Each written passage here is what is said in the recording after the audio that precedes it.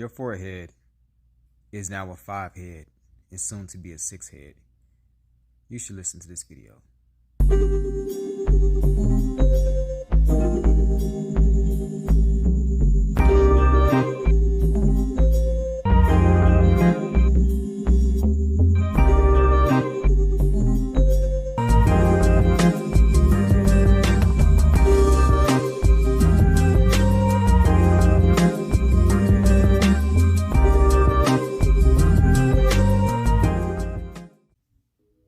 This is Back to the Barber, where scalp conditions are made and maintained.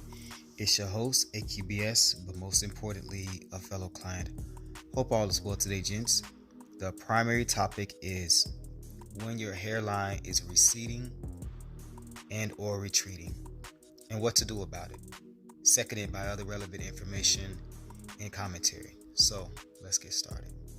So the forehead or the hairline, one of the unique things about it is that from an anatomy perspective, it is already very weak from a circulation and a nutrition perspective.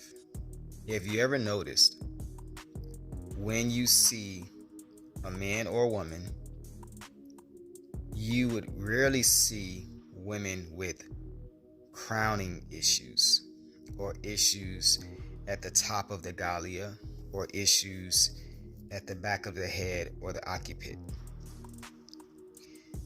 If women that are generally healthy have issues and it's not traction alopecia, normally it's some sort of receding of the hairline.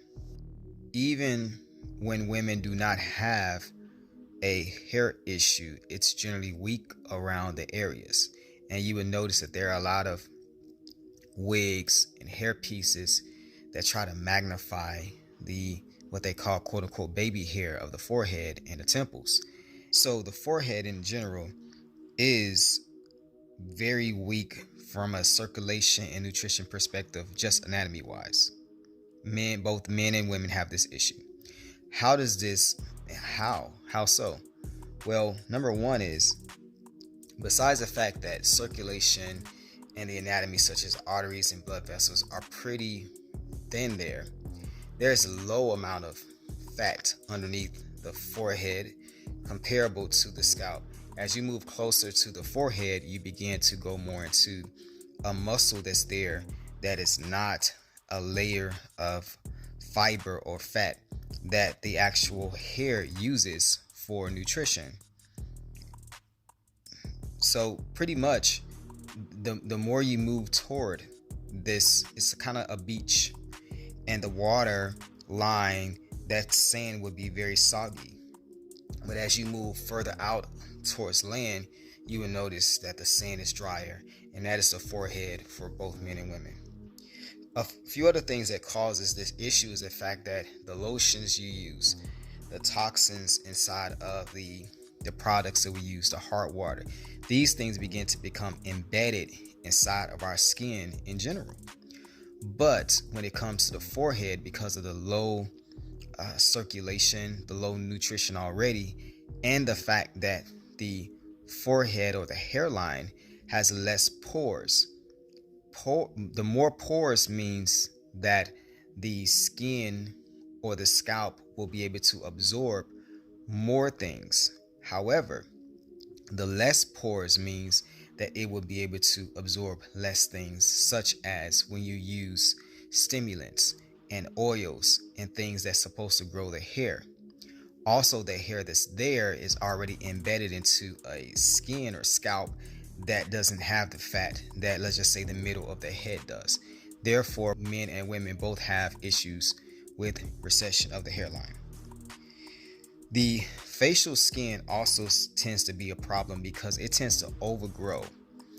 As the hairline gets thinner, the facial skin seems to grow backwards and cover the actual scalp follicles, which means that you will find that in both men and women, regardless of male pattern balding or androgenetic alopecia, you will find that would be a nice, clean hairline without baby's hairs.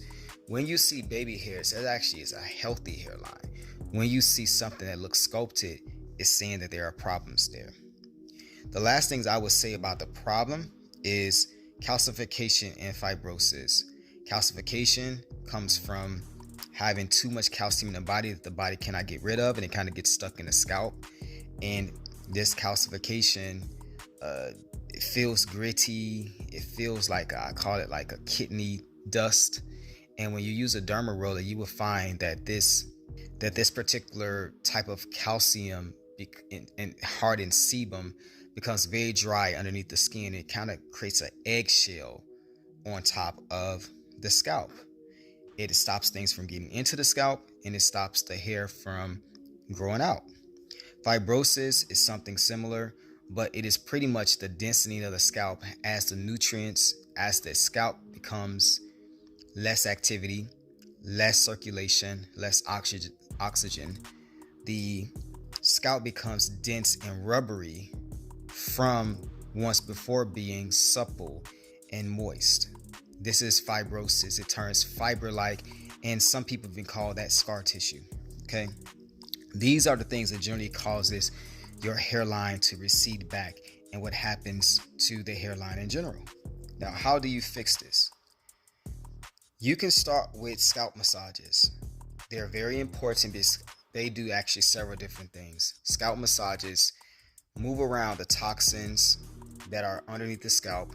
It causes little fractures inside of this calcium eggshell on top of your head, and it forces the body to fix these micro tears and these let's just say the moving of the skin, and all these things begin to get fixed.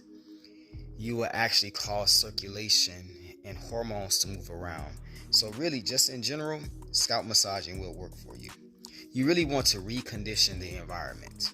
The environment has low activity on the forehead or hairline, and it does not have the nutrition and oxygen. Therefore, using herbal oils such as rosemary, coconut oils, different things of that nature will actually cause the hair to grow more, because now you are compromising, or I should say compensating, for the lack of circulation and nutrition underneath the scalp. Now, you can use lab-based solutions, you can use human ingenuity products as well too, but just remember this rule: what the stomach loves, the scalp also does love. Proteins, fats, antioxidants, things that you would eat, the scalp loves them too. You pretty much want to break the calcification and fibrosis up. You can use tools such as the derma stamp that punctures and creates micro wounds that the body heals. Once it heals those, it also heals some of the, let's just say, parasitic problems you might have, the autoimmune problems that you might have. The derma roller does the same exact thing, where it kind of breaks up the calcification, the eggshell, the calcium. It also causes micro wounding, where now the body begins to send white blood cells there. It will fix that puncture problem, and as well as the other problems caused by DHT. Obviously, you want to add a topical stimulant, because activity or the lack of activity causes this problem mainly, right? DHT sets in, it starts shutting things down, it kind of closes the mouth of the follicle. So you really want to work on DHT topically as well too.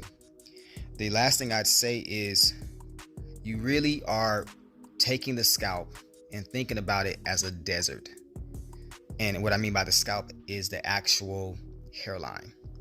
When you consider it being an oasis, you say, so how can I change this oasis out into a rainforest?